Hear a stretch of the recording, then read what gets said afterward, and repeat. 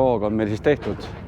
Ja auto toimis üldpildis suurepäraselt, et kõik selline tehniline pool toimis ideaalselt. Mul selle navigeerimisseadmel puldil tekkisid mingisugused probleemid, aga kuna meil on seal mitu pulti ja erinevaid nuppe, mille kasutada, siis võtsime kohe järgmised aparaadid kasutusele ja saime asjaga ilusti edasi minna.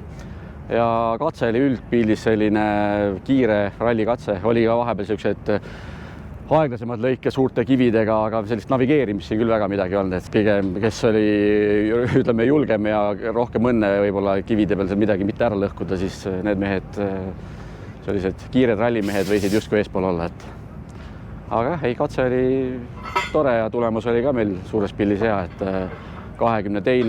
Eks siis nüüd näha ole, kuidas homsele katsele peale minek meil on, et kus me seal täpselt nüüd nagu asume, siis eelmise aastaga on natuke seda olukorda siin muudetud, et me ei pruugi minna 22. peale, et see võib siin natuke veel muutuda.